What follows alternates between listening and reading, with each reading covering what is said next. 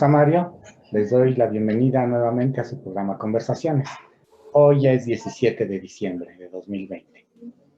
Espero se encuentren muy bien. Vamos a tener un programa que yo creo que va a ser muy entretenido porque vamos a hablar de lenguaje. Eh, Creo yo, si me lo permiten, que como se dice por ahí, la palabra es lo único que tenemos como seres humanos. Pero si vamos un poquito más allá, el lenguaje nos forma, pero también cuando nos expresamos, mostramos una voluntad, una intención. Eso incluso modela nuestra forma en la que nos comportamos ante los demás y la forma en la que nos percibimos ante los demás. Para hablar de eso, invitamos hoy a la doctora María Hernández. Ella es académica investigadora y experta en estos temas. Nos va a ayudar a entender qué es lo que está pasando con la forma en la que nos estamos expresando todos los días. Y ese tipo de palabras que utilizamos y que normalizamos, que ya las tomamos como un paisaje cotidiano, cosa común y corriente. Eh, Doctora, ¿cómo está? Buenas tardes. Buenas tardes, Agustín. Muy contenta por la invitación y muy temerosa por lo que pueda expresar el día de hoy. Bueno, no tengamos miedo. Bueno, ¿o qué hacemos, doctora, con eso? Porque sí, la palabra es fuerte. Porque, como decía yo, y de verdad que lo creo, eh, a través de nuestras palabras nos conocen, nos identificamos a nosotros mismos. Damos ante los demás esa muestra de lo que somos, ¿sí? Y creo yo que en los últimos tiempos, sobre todo, nuestra manera de expresarnos, en particular sobre ciertos temas, han ido moldeando la idea que tenemos de nosotros mismos y de nosotros como sociedad. Yo por eso me interesa preguntarle, ¿cómo ve ese tipo de palabras? En dos grandes temas, ¿no? Doctora, si me lo permite. Claro. Primero, habíamos hablado anteriormente, y le recuerdo a la audiencia, sobre masculinidades. En el contexto de la violencia que hay contra las mujeres, esas formas de hostigamiento verbal que utilizamos los hombres ante las mujeres, pero ese asunto que tiene que ver de una manera, de cierta manera, con la seguridad de las mujeres, también se traslada a otro campo, el de la seguridad pública y cómo nosotros estamos adoptando expresiones que antes no usábamos y que ya ahora no normalizamos. Si le parece, iniciemos por este asunto de lenguaje que agrede, sobre todo a las mujeres, por ejemplo, a través de los piropos en la calle. Ese tipo de expresiones que pasaron del qué bonitos ojos tienes a ser una agresión. ¿Cómo ve? Pues bueno, me da mucho gusto conversar acerca de estos temas. Justamente en este momento, es un momento histórico, es un momento importante porque las expresiones y el lenguaje están sufriendo una transformación, a mí me parece que grande, no es menor, porque hemos traído a la discusión y a la práctica, la lengua es un sistema vivo, una serie de usos y costumbres que se han arraigado en el tiempo y que efectivamente, como lo mencionas, Agustín, es un asunto como normalizado. Pero hay un sector de la población para el que este tipo de expresiones se han convertido en algún sentido, alguna exageración. Y hablo, por ejemplo, de los cumplidos, de los piropos.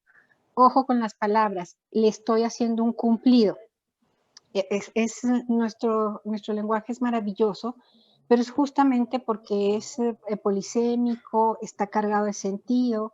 Nosotros tenemos un lenguaje maravilloso y los mexicanos tenemos muchas maneras de decir las mismas expresiones utilizando un sinfín de palabras. En este momento hay ya una legislación acerca y las legislaciones correspondientes para dejar de agredir a las mujeres en la calle. Y tiene que ver justamente con lo que se llamaba piropos. Sucede lo mismo en otro sentido en el lenguaje, hablando de los varones, hablar, por ejemplo, del feminicidio como una acción afirmativa, porque el feminicidio nombra justamente un fenómeno al que hay que visibilizar.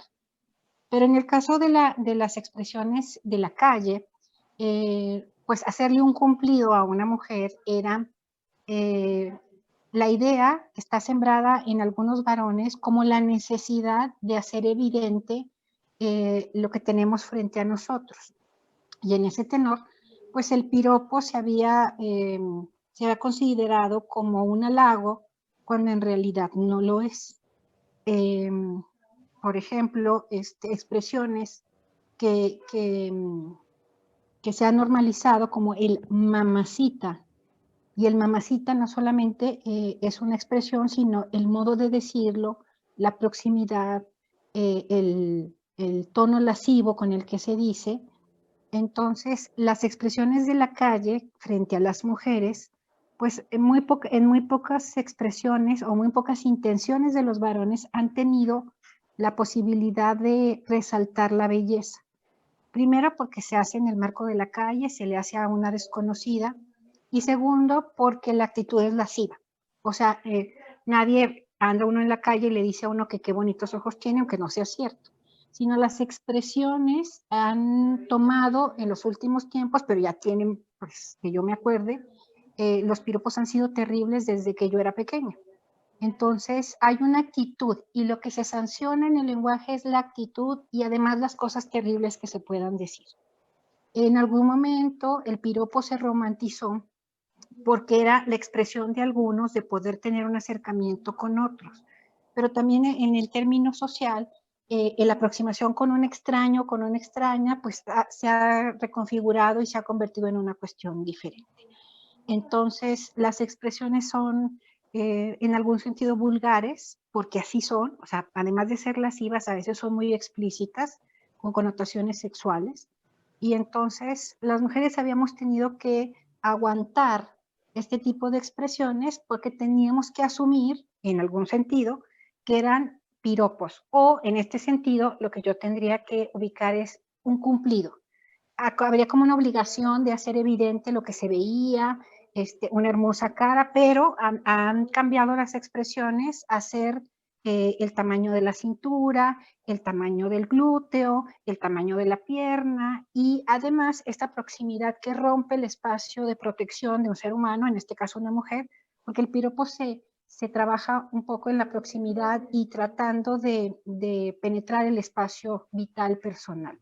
Entonces, celebro mucho que el acoso callejero, que finalmente es de lo que estamos hablando ahora, se tipifique como una conducta no muy sana o una conducta reprobable para que se pueda hacer evidente que no recibe uno un halago, no tendría por qué recibirlo, y las expresiones de los varones van a tener que, pues no me gusta la palabra reeducar definitivamente, porque en términos de la perspectiva de género, en algunos espacios se habla de la reeducación, pero a mí lo que me parece muy importante es resignificar la conversación que podamos tener en la calle y que estas expresiones lascivas, de tono sexual, a veces agresivas, eh, cesen porque no necesariamente es algo que haya pedido. En algunos casos, durante mucho tiempo se pensó que las mujeres hacíamos una serie de operaciones, conscientes o inconscientes, para llamar la atención en la calle.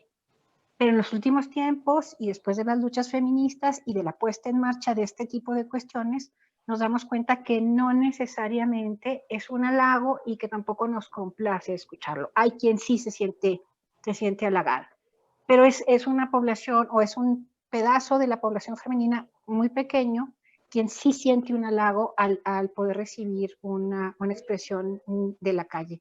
Pero finalmente es violencia y es violencia verbal. Entonces habría que estar muy atentos al uso del lenguaje y no solamente es la manera de decirlo o las palabras que uno pueda recibir o que uno puede expresar, sino es el modo, y me parece que todavía es más intrincado porque el lenguaje en nuestro idioma tiene múltiples connotaciones. En ese sentido, Entonces, doctora, quisiera yo recordar algo. Decían los clásicos, y estoy convencido que así es, que el amor entra por los sentidos, lo percibe uno por los ojos, por los oídos, incluso por el olfato, el gusto, pero se expresa por la boca a través de las palabras. Pero esa es una cosa. Otra es, y lo digo para nuestra audiencia en sentido práctico, ¿cómo, doctora, identificamos aquello que no es esto de lo que hablan los clásicos? ¿Sí? Esa parte que traspasa la línea, ahora sí digámoslo así, esa línea delgadísima que no se ve, pero que es, digámoslo de esta manera, es la línea del pecado. Tiene fundamentalmente, se llaman ahora narrativas. En comunicación es bien importante saber nombrar las cosas y poderlas nombrar. En el lenguaje del amor, durante mucho tiempo como académica, yo he tenido que decir que lo que no se puede nombrar no existe. Y al inicio, en este argumento, muchos estudiantes me peleaban y me decían, es que eso no es cierto. Y la expresión era en este ejemplo. Cuando usted pregunta a su contraparte romántica, ¿qué sientes por mí? Y este varón dice, pues es que no sé, porque ¿para qué quieres saber? Entonces, lo que yo decía en un salón de clase es, ahí no existe ningún sentimiento, porque no se puede nombrar. Y hablo de las narrativas porque hay una narrativa del amor romántico, hay una narrativa del amor, hay una narrativa de la violencia, por ejemplo, pero en el caso de las narrativas románticas, nuestro lenguaje y el uso que hacemos del lenguaje está fundamentalmente construido y abonado por las canciones, por la música popular. Entonces, pues bueno, recordemos que en Guanajuato tenemos a José Alfredo y José Alfredo ha hecho del amor romántico y del despecho, pues canciones. Pero en general, la música, los boleros y la música moderna ahora, la música grupera, también desarrolla las narrativas. Viene a mi mente, por ejemplo, una canción muy famosa del Grupo Pesado que decía, ojalá que te mueras, que todo tu mundo se quede vacío. Y en estas expresiones amorosas, pues es una canción de desamor, todo el mundo la canta, y entonces era una manera de expresarse, ¿no? Pero literalmente lo que canta el Grupo Pesado es terrible justamente por las cosas que está diciendo, porque es un deseo de muerte ubicado en el dolor, pero también la narrativa tiene mucho de estas cosas. Y cuando el desamor nos habita el cuerpo, entonces lo que hacemos es cantar canciones o acompañar el sufrimiento con una canción y entonces pues el repertorio de la música mexicana, de la regional mexicana, de la bachata, de la salsa, está llena de una serie de narrativas que entonces señalan tanto la condición del amor como la del desamor mismo. Y entonces la música no es tan soez, excepto algunos géneros como el reggaetón, y recordemos que el reggaetón se dirige, sobre todo cuando el reggaetón hace mucho énfasis, decía que las mujeres éramos perras y callejeras. Y bailado, además en un ritmo muy bailable, pues parecía como una cosa sin importancia. En este tiempo, referirse a una mujer como perra y callejera es terrible, pero siempre lo ha sido. Entonces, es denigrante. Pero en el ámbito de la música, todas estas expresiones soeces, vulgares, se reconfiguran porque cantadas parecerían otra cosa. Y ahora tenemos muchísimo cuidado de ubicar estas expresiones, porque muy rápidamente el lenguaje del desamor insulta. Pensemos en Paquita, la del barrio, que también ha hecho del insulto una canción. Rata El inmunda, despecho. animal rastrero, culebra ponzoñosa, adefesio mal hecho. Entonces, no con tanta, no siendo tan soez, pues una cantidad de insultos impresionante, ¿no? Y eso me parece que tendríamos que reconfigurarlo para dejar que este tipo de señalamientos hacia el sujeto del amor, pues no terminen en expresiones ni duras ni vulgares. O sea, nadie tendría por qué hacer este tipo de reclamos, pero me parece que la música popular en México tiene un alto componente de construcción de narrativas. Eh, en los varones no es necesariamente que un varón insulte, digamos, en el hecho del desamor, sino más bien es una condición cotidiana, porque el lenguaje de los varones está en este momento y durante mucho tiempo siendo muy rudo. La manera en la que se nombran, la manera en la que se eh, alude al otro de manera cotidiana es una manera definitivamente ruda, pero así está construido desde las masculinidades. De hecho, tener un lenguaje soez en algunas culturas y para algunos grupos es una cuestión de hombría. O sea, es bravo, es echado para adelante porque habla con palabrotas y entonces eso de alguna manera lo constituye como una estrategia de poder. Y en los adolescentes sucede que utilizar lenguaje soez para descalificar al otro es una práctica cotidiana que construye masculinidad en algún momento. Las mujeres lo hacemos más en el ámbito entre nosotras, por supuesto, pero somos muy señaladas cuando nosotros ofendemos o agredimos con el lenguaje porque no es natural de nuestra condición de hembras de la especie. Doctora, ¿qué nos ha pasado? Porque yo me acuerdo que antes se utilizaba este tipo de lenguaje al que usted se refiere como una forma extrema de apropiarse de las mujeres, ¿sí?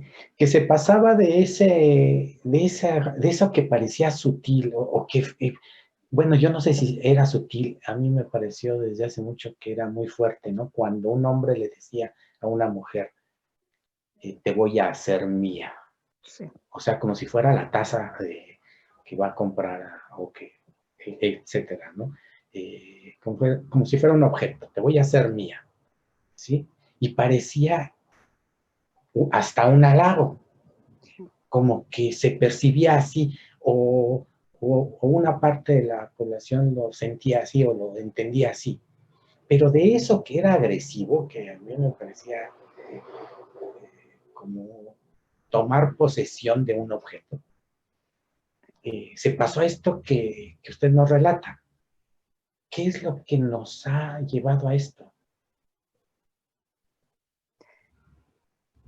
Pensaba en este momento de las canciones románticas y no me la quiero pasar cantando, pero me vienen muchas ideas a la cabeza. Dice la canción, novia mía, cascabel de plata y oro, tienes que ser mi mujer. Y me llama poderosamente la atención porque es justamente lo que señalas, Agustín. Tienes que ser, y ese es un reclamo. Con requinto atrás, digamos, el trío, el sujeto con unas flores. Me parece que la narrativa, la puesta en escena del amor romántico siempre ha tenido este reclamo de exigencia. Y las mujeres hemos estado exigidas porque no es como, para muchos somos objetos que se poseen, somos este asunto de llamarnos a las mujeres, eres una perla, eres un diamante, eres un pedazo de oro, es justamente valorarnos y valorarse como el poseedor de una joya. Yo no quiero ser ningún diamante para nadie, pero justamente regreso al asunto de la música. Hemos tenido una erosión de los modos de comunicarnos y entonces viene a mí la idea de el güey para referirse al otro. Sí, güey, no, güey. Y entonces de repente viene una serie de prácticas muy comunes, muy cool, y luego una americanización de nuestro español, tenemos un lenguaje muy rico, pero también hay una carencia en la manera en la que nosotros nos comunicamos y entonces parecería que esto es juvenil. hablar con todas las palabras, hacer frases completas en el sentido de sujeto, verbo y predicado, es algo que se ha estado erosionando, se erosiona desde hace mucho tiempo. El calor de algunas ciudades, el lenguaje, por ejemplo, de los chavos banda, ha ido erosionando y cambiando el motivo, trayendo expresiones anglosajonas o de otros lenguajes, pero también ha habido posibilidades de acortar las ideas. Entonces, fundamentalmente, quienes nos dedicamos a esto sabemos que es una capacidad lectoescritora, es el poco uso de la lectura deficiente que muchos mexicanos tenemos y una pobreza de vocabulario que cada día es más evidente. Entonces, eso se ve también en los modos de insultar, en los modos en los que hay que expresarse. Uno también tiene, y se nota muchísimo un desgaste en las palabras. Es muy evidente, aunque no es el lenguaje hablado, pero sí es el lenguaje escrito de las redes. El qué, la K de kilo como el qué, y una serie de expresiones muy sintéticas que tratan de tener sentido completo, también ha sido determinante para que las expresiones del lenguaje cambien.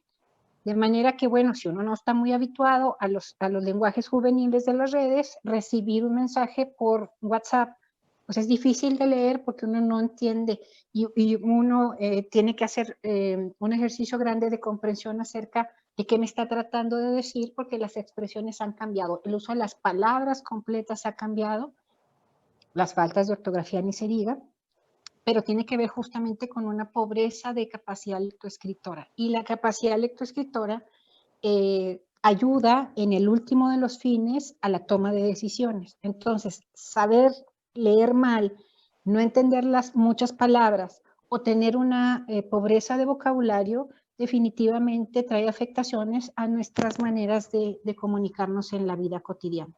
Y en el insulto oímos expresiones. El insulto tendría como una parte muy pequeña, un espacio muy pequeño, pero terrible. Entonces se utilizan pocas palabras, pero las palabras que se utilizan para insultar o para crear un piropo son terriblemente explícitas, dañinas, directas y ubicadas en un sentido totalmente diferente. Por ejemplo, el asunto de la mamá, la madre, como una expresión que ha sido muy trabajada, ¿no? Este asunto de las expresiones que tienen que ver con mentarnos la madre han pasado y yo creo que las mentadas de madre son como una condición de tránsito para un lenguaje que definitivamente se erosiona. Y se erosiona justamente por la práctica y por el ejercicio de este tipo de expresiones a nivel juvenil, creo yo. Yo recuerdo, doctora, que esa expresión, la de mentar la madre, era hace mucho, bueno, no mucho, relativamente hace poco, pero era el insulto mayor que podía existir. Y ahora se expresa con tal facilidad ante cualquier situación que empieza a perder sentido. Eso nos ha pasado con otras expresiones hasta, bueno, doctora, la forma en la que nos estamos expresando ya es cotidianamente violento, que ya deja ciertas expresiones que antes nos parecían muy rudas, ya nos parecen suaves. Digamos, se naturalizan. La palabra en boga es naturalizar en el lenguaje. Entonces utilizamos palabras, considero yo, más soeces, pero que han sido naturalizadas. Ya no es un mamacita, ni la intención del mamacita. En algunos espacios de trabajo y de práctica, yo digo, bueno, nadie le menta el padre a uno, pero una mentada de padre no tiene las implicaciones de una mentada. Yo me acuerdo haberme sorprendido muchísimo en el estadio porque hay un personaje en el área de la porra en el que el objetivo central de este personaje muy famoso era que todo mundo le mentara a la madre. Y entonces este personaje respondía con otra mentada para quien le hacía esto. Como yo lo escuché en el fútbol, y bueno, pues el fútbol es un tema en los últimos tiempos, es un espacio, territorio en el que parece más un desahogo que literalmente lo que en algún momento significó. Entonces me parece que una mentada ha ido a menos en términos de la construcción del lenguaje y se ha cambiado la expresión o el sentido de la ofensa en una mentada ha cambiado a otras formas. Me parece que sí, que la mentada era un procedimiento muy ofensivo, pero que el uso cotidiano y las expresiones no tan terribles, por ejemplo, en el tráfico, es común que los choferes de algún transporte particular o público se menten la madre unos a otros y es una expresión, digamos, más de vida cotidiana. Yo me acuerdo que en una mentada aquí en León, los choferes de ambos vehículos se bajaban a tener un acercamiento físico. Y ahora me parece que es una práctica. Y ofender al otro tiene ya otros articuladores, son otras palabras las que se utilizan para ofender y llama poderosamente la atención porque luego a veces a uno lo ofenden y uno no ni cuenta se da de que eso es un insulto. Y sucede mucho, sobre todo con las mujeres, porque algunas no utilizamos esas expresiones. Entonces nos vemos ofendidas y no nos damos cuenta de que eso es una ofensa porque hay un nuevo repertorio de palabras que vienen a nosotros para tratar de ofendernos. Y sucede lo mismo con los halagos, ¿eh? Los halagos sufren exactamente lo mismo porque de repente uno no entiende qué le quieren decir porque el lenguaje, además de lo complejo, tiene una construcción del uso masculino y del uso femenino.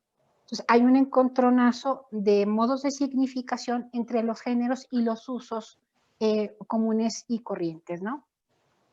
De cómo se hacen este uso y de luego cómo en las conversaciones intergénero resultan de un significado fundamental y del otro. Una condición juvenil que también me preocupa, que tiene que ver con la música, es este asunto de si no me acuerdo, no pasó. Y no solamente es un accionar de la juventud o de algunas personas, sino que además esto se convirtió en canción. Entonces, si no me acuerdo, no pasó, habla de un fenómeno también de liviandad del recuerdo y de poder ubicar en el olvidar cuestiones como los insultos, como el desamor, que pueden ser rápidamente metidas al bote de basura para reconfigurar nuevas cosas. Y eso también es preocupante. Doctora, para ser un poquito más concretos ante la audiencia, ¿cómo identificamos cuando ante esta avalancha de expresiones a través de la música, pero no solo a través de la música, sino lo vemos en comerciales, en los que la mujer se cosifica, en los que también en la vida cotidiana estamos recibiendo este tipo de expresiones? ¿Y cómo identificamos cuando ya estamos en un ambiente violento hacia las mujeres? ¿Cómo nos damos cuenta de eso? Y me refiero a esa etapa anterior al de la protesta, ¿verdad? Cuando ya las mujeres salían a la calle y decían, no me gusta, ¿no? O cuando ocurre un evento en el que una joven llega a un ministerio público y denuncia a alguien por agresión. No, me refiero a esas cosas cotidianas que nosotros debemos poner atención para darnos cuenta de dónde estamos y qué estamos haciendo. O qué estamos viendo, que nos debe parar fundamentalmente, y voy a tomar como ejemplo el insulto en la calle.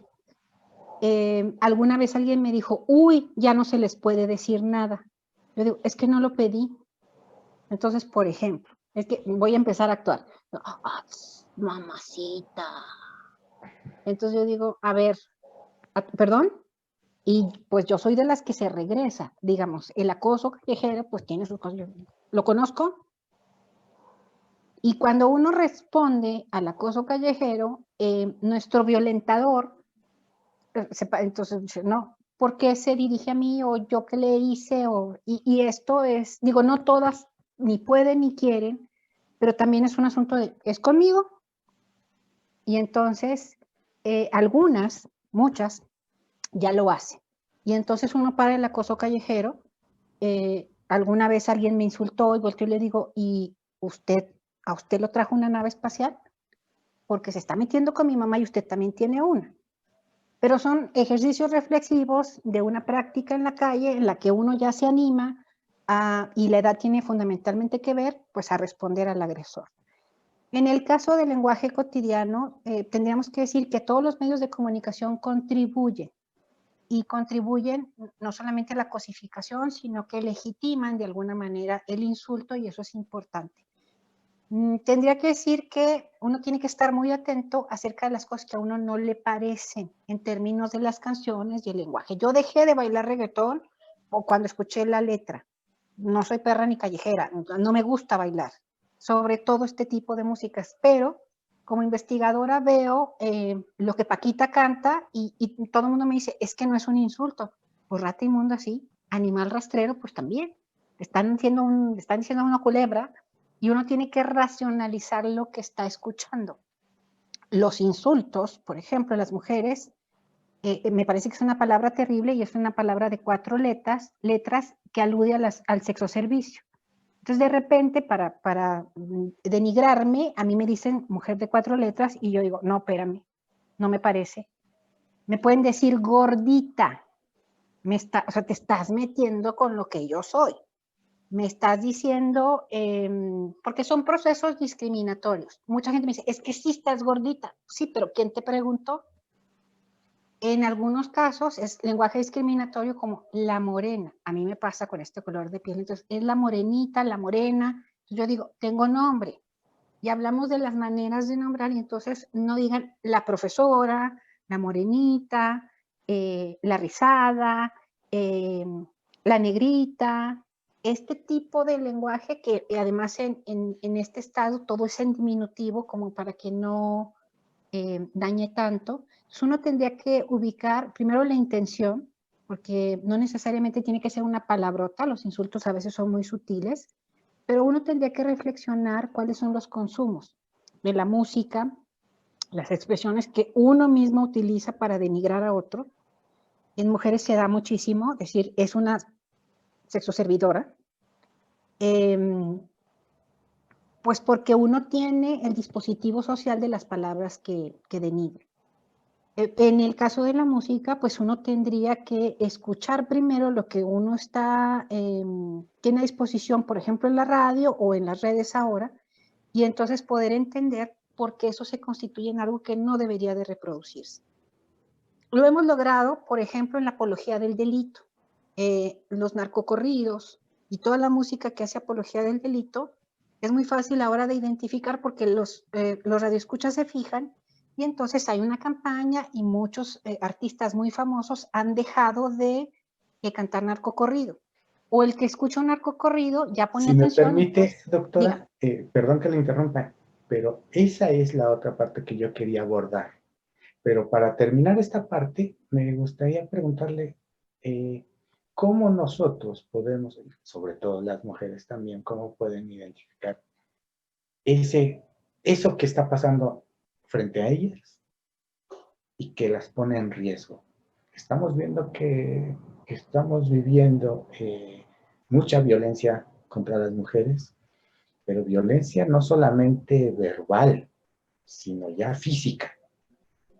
Y le pregunto porque no sé si haya un punto en el que las mujeres y cualquiera pueda darse cuenta de que se va a pasar esa línea de la violencia verbal a la física. Sí.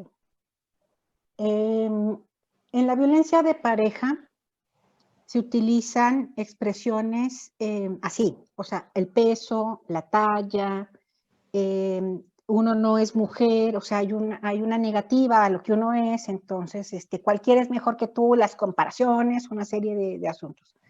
Pero es muy sutil la manera en la que se utiliza la violencia verbal, porque vivimos en un medio violento, violento verbalmente. cuando hemos hecho análisis aquí en León acerca de cómo un joven identifica la violencia, pues resulta que las maneras de identificar de un joven leonés es, la violencia es cuando yo te pego o tú me pegas. Es decir, muchos jóvenes contemporáneos que viven hoy en León entienden que la violencia es física y que solamente eso se le puede llamar violencia. Pero cuando hablamos de cultura de paz, nosotros tenemos que ubicar, por ejemplo, formas de educación básica. Buenos días, con permiso, buenas noches.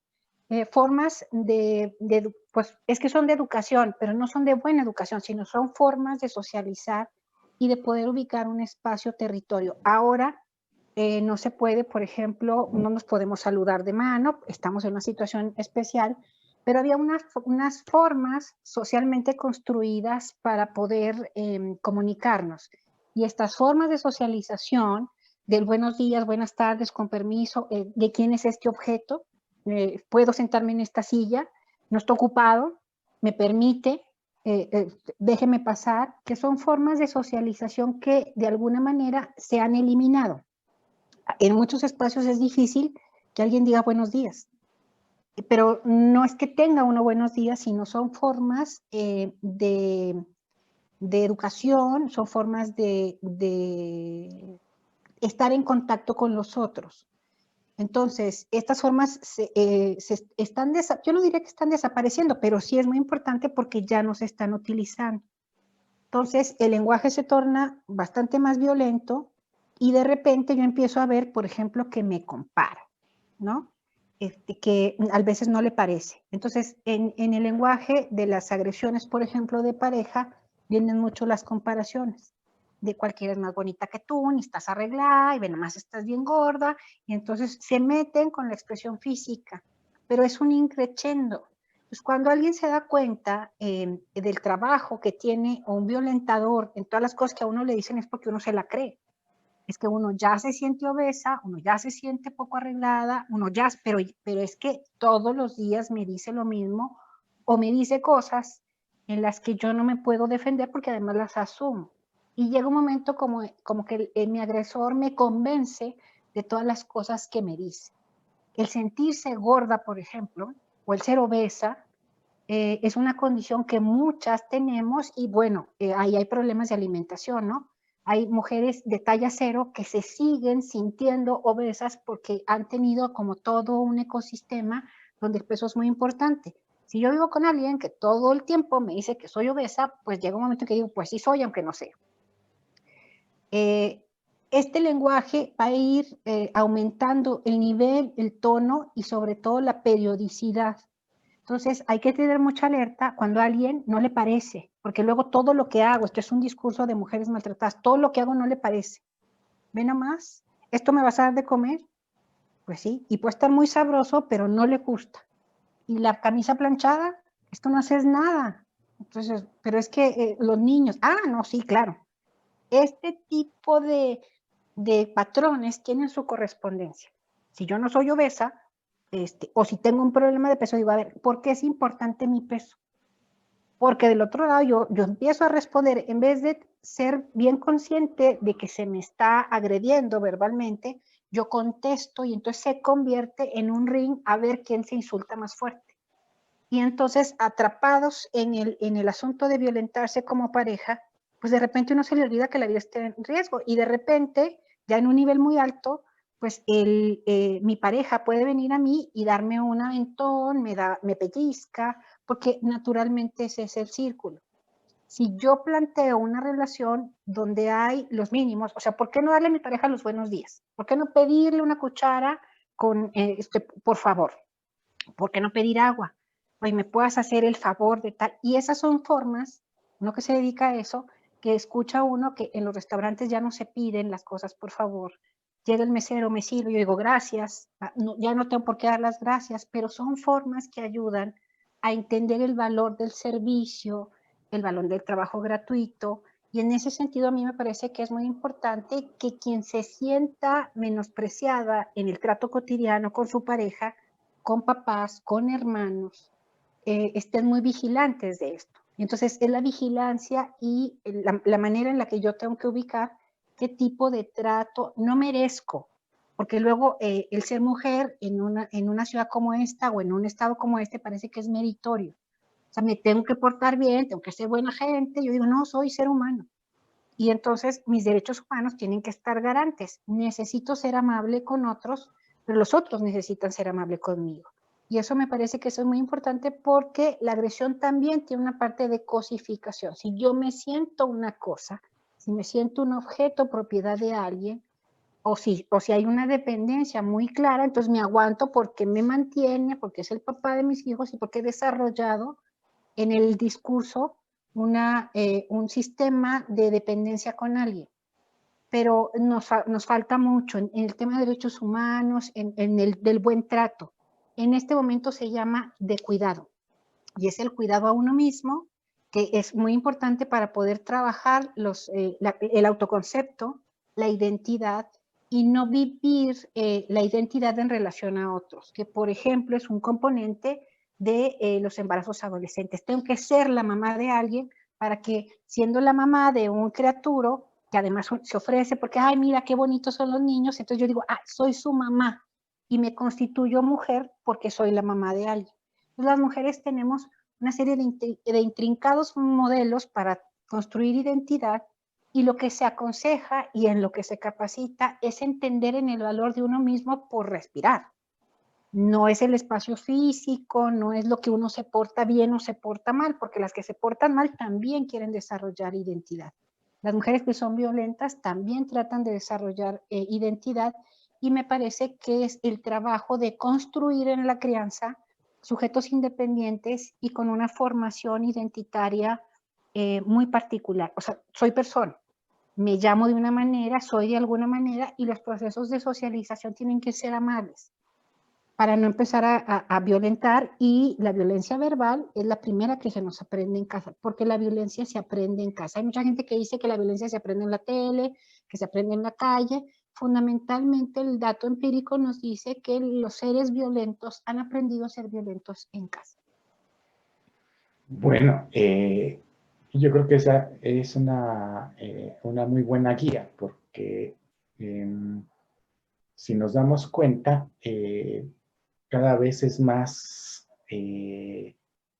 común ver este tipo de situaciones en las que a las mujeres, sobre todo, se cosifica, en el sentido de apropiación, como que se les considera una propiedad, y quien se revela es objeto de ya no agresión verbal, sino incluso agresión física. Ese es un grado extremo. Y por eso también quería pasar a esta otra cara de lo que estamos diciendo, de la forma en que nos estamos expresando. Ya usted mencionaba el tema de los narcocorridos. Ese tiene un antecedente, el de los corridos, como aquello, el de la cucaracha, digamos, ¿sí? En el que, bueno, se habla de la marihuana, y ese otro corrido, por ejemplo, no me acuerdo cuál es, pero usted tal vez lo recuerde o lo conozca, en el que es muy famoso, que decía, se encontraban dos hombres y decían, y sacaron sus fierros como queriendo pelear. Bueno, se oía hasta romántico. Esos, en el imaginario, o bueno, al menos así yo lo he percibido en el tiempo, se percibía de manera hasta romántica esa etapa revolucionaria, esa etapa en la que ese tipo de escenas se daban en el campo, ¿sí? Con hombres bien resueltos, digámoslo así. Pero pasamos a esta parte de nuestras vidas y nosotros nos encontramos con los narcocorridos, que ahora ya se tocan menos, pero que hablaban de situaciones igual muy violentas, pero que nosotros por la cercanía en el tiempo sabíamos que eso sí ocurre. También hemos visto cómo cierto tipo de palabras se nos han hecho comunes. Por ejemplo, antes, cuando moría un grupo de personas, decíamos eso, murieron muchas personas, o varias personas. Las mataron. Hoy hablamos de narcoejecuciones. Hoy hablamos de narcocementerio. Cosas, palabras que hemos incluido de manera inadvertida en nuestro vocabulario y que ya son comunes, ¿no, doctora? Sí, y tiene que ver con el lenguaje técnico. Ahorita que te escuchaba, recordaba, por ejemplo, los partes forenses. Masculino de 43, femenina de 25. Causa de la muerte, así. Es un lenguaje que despersonaliza. Y luego con la protección de datos personales, pues uno no puede nombrar a las personas por su nombre porque pues uno tiene que tener respeto por estos hechos, sobre todo de naturaleza forense. Pensaba, por ejemplo, las fosas. Es un tema que está ahorita y entonces la fosa viene a darme una nueva manera de ubicar, ¿no? Las cosas están dichas a medias, el lenguaje policíaco nos invade la vida cotidiana y entonces ya no se muere. Por ejemplo, no podemos decir homicidio doloso, tenemos que decir feminicidio. Por eso, en términos, algunos lingüistas están muy mortificados por este tipo de expresiones y yo siempre digo que en el tema de las mujeres y de la violencia contra las mujeres se llaman acciones afirmativas. Las acciones afirmativas, el lenguaje incluyente, tiene como por objetivo visibilizar lo que se está haciendo. Cuando nosotros hablamos que el lenguaje tiene un poder y un poder, digamos, patriarcal, yo diría tiene un poder masculinizante. El lenguaje, en su acepción más universal, es masculino.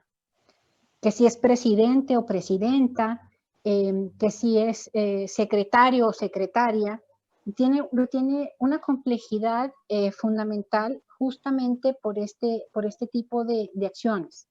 Entonces, a mí me gusta el lenguaje incluyente y las acciones afirmativas porque visibilizan. Y en visibilizar, pues hemos ganado terreno. Y eso me parece que es muy importante. Pero el lenguaje incluyente es un lenguaje que tendría que hacer eco de las diferencias y tendríamos que tener nuevas maneras de nombrar las cosas si es que nuevos sujetos hay. Por ejemplo, hablo de la comunidad de la diversidad, estamos hablando de cosas inimaginables antes como el poliamor o la bisexualidad o la homosexualidad y sus diferentes modos de nombrar. Entonces me parece que en este sentido, pues bueno, hay nuevas expresiones y que las acciones afirmativas de niños y niñas tienen justamente eso. Pero si de verdad estamos en una sociedad que trata de los desequilibrios nunca van a dejar de existir. Lo que nosotros pensamos es que lo que se necesita es trabajar en el que desequilibrio sea menos. O sea, ¿cuándo vamos a dejar de que las mujeres sean consideradas un objeto para que entonces puedan tener igualdad de circunstancias? O que una mujer que trabaja no solamente sea su sexualidad. En ese tenor me parece que hemos allanado mucho terreno.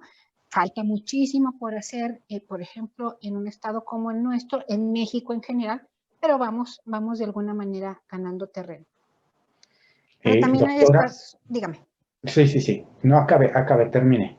No, es que solamente para decir, Agustín, hay espacios oscuros donde las cosas no se nombran, yo digo, lo que no se puede nombrar no existe, y entonces, ¿qué es una narcoejecución? Pues todo y nada. Es un ajuste de cuentas. Ni en contabilidad, yo estudio contabilidad, los ajustes de cuentas no existen. O sea, le ajusto las cuentas, ¿cómo? O sea, ni contablemente eso existe. Entonces es un lenguaje que me parece que es artificial. Y hay un espacio vacío donde no podemos nombrar las cosas o algo que viene mucho a cuento es utilizamos metáforas para nombrar lo que tendría que nombrarse evidente. Y eso es un asunto de el lenguaje de la sexualidad, donde hablar de miembros viriles es todavía terrible. Yo tengo colegas, amigos, que no pueden escuchar la palabra próstata porque les parece que es una palabra fuerte. Y yo digo, es como decir oreja, pero para algunos varones en México, hablar de su próstata es una cuestión terriblemente exhibicionista de algo que ni siquiera entienden algunos. ¿Dónde está? Que los expone. Bueno, usted decía al principio, cuando iniciamos el programa, que había que tener cuidado con lo que se dice. Efectivamente, pero quiero ser un poco atrevido, arriesgarme un poco. Y yo quería hacer un experimento con usted para que la audiencia pueda, quizá, es la intención, de entender de lo que estamos hablando de manera más gráfica, más tangible. Omar, te voy a pedir que pongas la foto del ejército, ¿sí? Y si ahorita que la ponga Omar la foto, nosotros acompañamos esta imagen con un discurso en el que hablamos de narcoejecuciones de tantas personas entre grupos que se enfrentaron entre sí y que el ejército llegó a poner orden, ¿sí? Pero fueron recibidos a balazos por traficantes de narcóticos, narcotraficantes, en palabra concreta. ¿Qué estamos transmitiendo, doctora? ¿Qué es lo que nosotros cotidianamente estamos percibiendo? ¿Qué es a lo que nosotros nos estamos acostumbrando, como decíamos al principio? Lo que estamos normalizando sin reparar en ello. Vuelvo a los asuntos de las narrativas. Una de las cosas que trabajamos, por ejemplo, cuando trabajamos masculinidades, esto está dicho por muchos académicos, gente que se dedica a estudiar lo que los hombres son, que dejemos de utilizar la narrativa de la guerra. Y la narrativa de la guerra está naturalizada en los espacios comunes. Voy a la foto, pero quiero hacer un acento porque luego es esta lucha cotidiana. Y entonces hay que ganarle terreno a la salud porque esta lucha contra la pandemia y entonces todos los días y estamos ganando terreno, vamos a vencer al enemigo. Y entonces este lenguaje bélico, beligerante, es algo que hemos trabajado desde hace mucho tiempo de manera metafórica y no. Y la otra es el uso de los colores. Entonces el ejército viene de oscuro, el casco, la poca identificación. En este momento, en materia de seguridad, pues uno no necesita ver quién es el ejército, cuál es el rostro de un integrante del ejército, pero me parece que eso es muy importante porque lo que se transmite sigue siendo lenguaje bélico.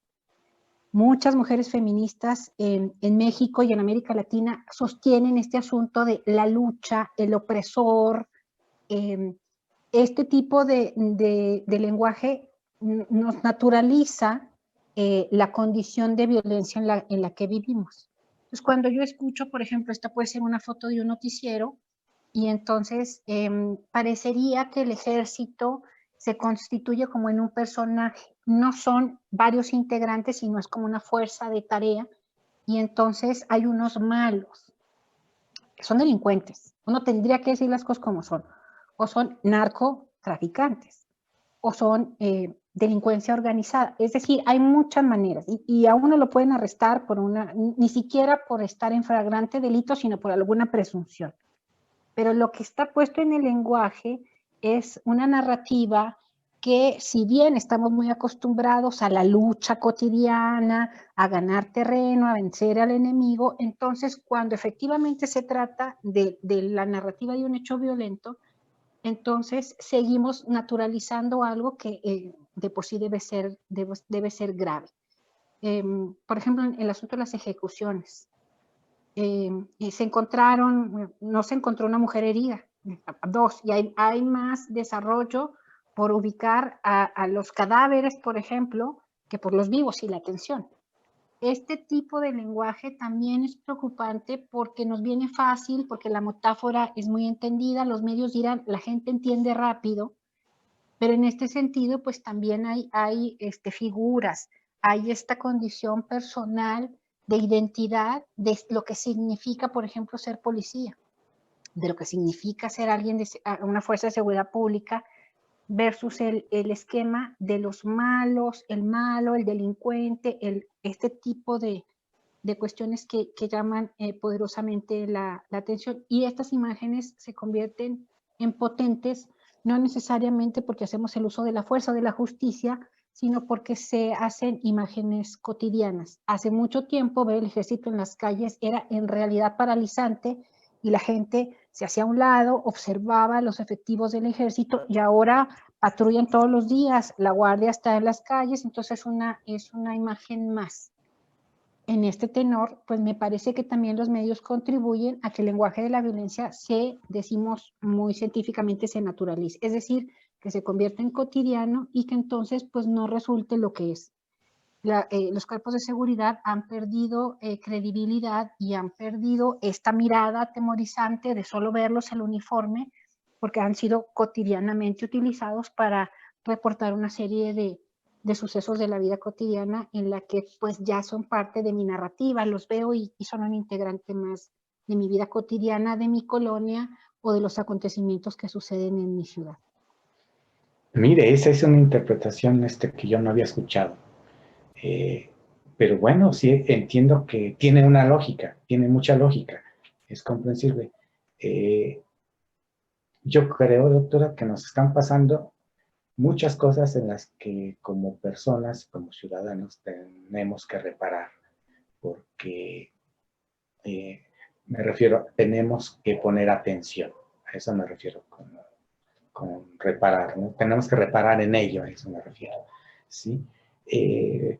Porque hemos normalizado tantas cosas que sobre cuestiones tan difíciles que nos han estado pasando, que la misma normalización nos habla de el complejo escenario en el que nos estamos moviendo.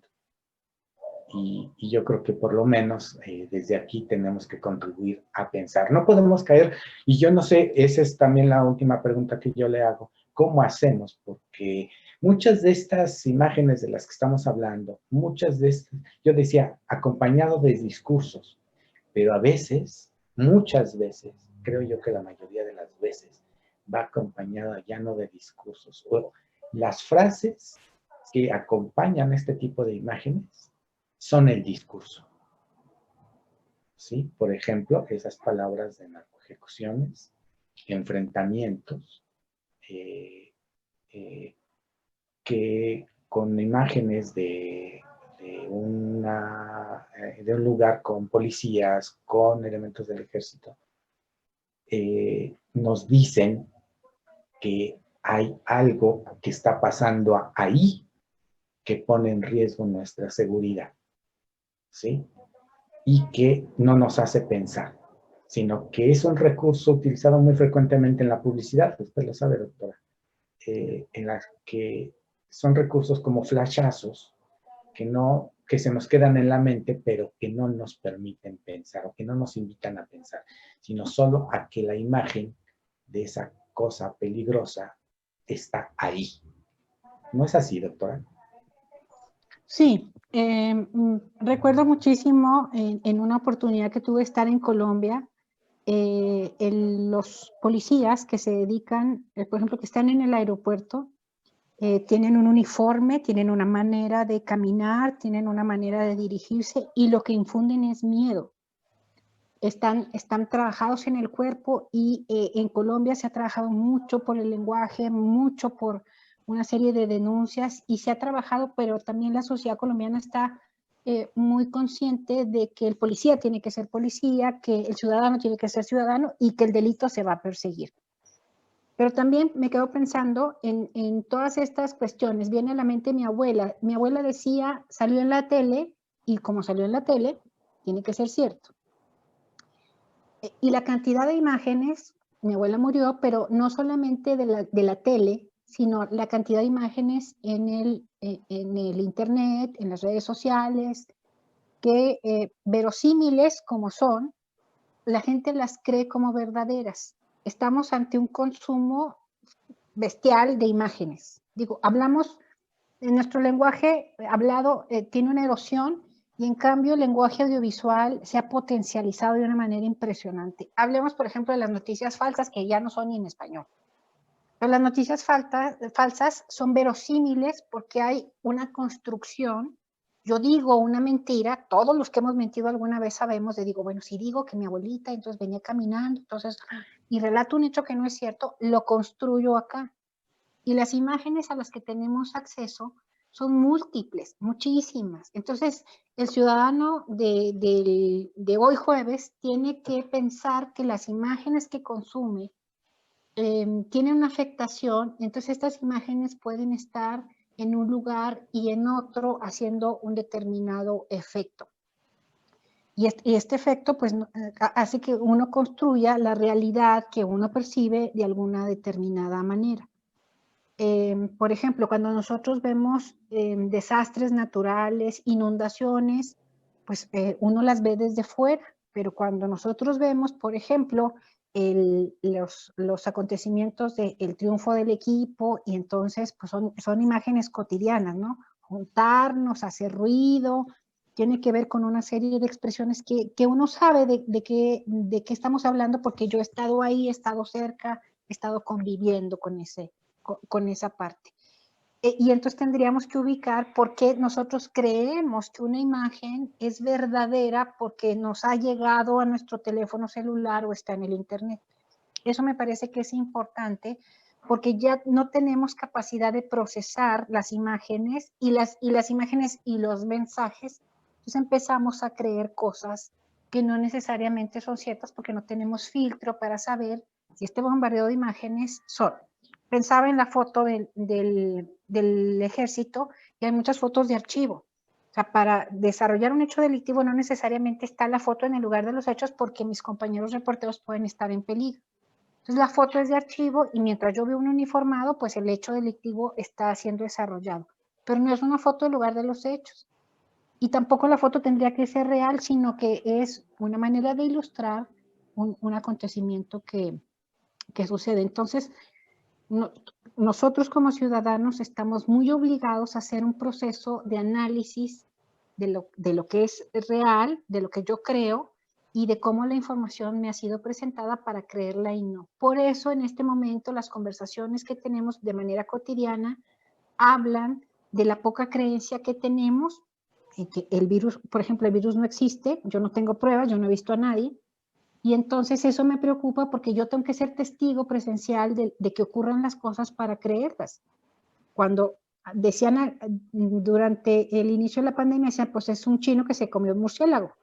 Y pues eso es una leyenda urbana, porque nadie se, o sea, ¿cuál chino que se comió cuál murciélago? Eso es una manera de explicar importante. Hay un adolescente que dice, es que si el chino no se hubiera comido el murciélago, seríamos tan felices. Pero es una manera de explicar con un hecho de todo fantasioso. Eso me parece que es un reto de la sociedad contemporánea para poder entender cuándo la gente nos miente o en la presentación de alguna imagen con algún texto intentan manipularlos de cosas que no necesariamente son ciertas. El espectador tiene ya digamos, el balón en su cancha para hablar de fútbol, que también es un asunto bélico, pero es la conciencia de poder ubicar si lo que yo veo creo que es real o no. Y algunos estudiosos de la sociología dicen que la gente cree lo que quiere creer. Pues sí, bueno, pues a mí me llamó mucho la atención este tipo de asuntos por lo que estamos viendo a nuestro alrededor, sobre todo en estos dos temas de la seguridad y los feminicidios, porque creo que hay una cuestión de fondo ahí que no nos estamos ocupando de ella. Y creo que de esta forma podemos entender qué es lo que está pasando. No sé qué opine, doctora, pero creo que podemos contribuir en algo con nuestro granito de arena pues para que entendamos y percibamos de mejor manera dónde estamos viviendo y dónde estamos parados. Sí, me parece que hay que agotar el lenguaje. El lenguaje es una herramienta. Encuentro muchos jóvenes, adolescentes, adultos, que no tienen las palabras necesarias para expresar las ideas. Y ahí hay una carencia. Entonces me parece que en la medida en la que nosotros podamos expresar lo que sentimos, lo que pensamos, de una manera dialogada, de una manera tranquila, de una manera educada, nosotros vamos a poder tener interlocución con los otros. Hemos estado perdiendo, ahorita los ánimos están muy caldeados por muchas cosas, pero hemos perdido la capacidad no de la escucha activa y de la tolerancia a las ideas diferentes. Eso atraviesa el lenguaje y me parece que utilizar el lenguaje para ser lo que somos, para podernos expresar de una manera correcta, muchas de las cosas que trabaja la psicología y la comunicación son equívocos o malas interpretaciones. Y me parece que, bueno, hay un terreno personal, como ciudadanos tendríamos que ser claros y tratar de que se nos entienda y que las expresiones nuestras sean las mejores. Con esto quiero decir que las metáforas no necesariamente son buenas expresiones o son expresiones de sentido completo para poder transmitir lo que uno siente o lo que uno es. Y eso me parece que tendríamos que contribuir, como bien dices, Agustín, con este granito de arena para poder hacer del lenguaje una herramienta que me sea útil a mí mismo, a mí misma, a mi condición de ciudadanía, de hija, de hermana, de esposa, de ciudadana del mundo, de México, y también poder tener una precisión acerca de lo que quiero decir, como lo quiero decir, con las palabras adecuadas para decir. Así es, doctora. Pues yo le agradezco que haya estado nuevamente con nosotros. La volveremos a invitar, si nos lo permite. Y bueno, pues también decía al principio, ya estamos a mitad de diciembre, ya, ¿no? Estamos a 17 de diciembre, nos termina el año.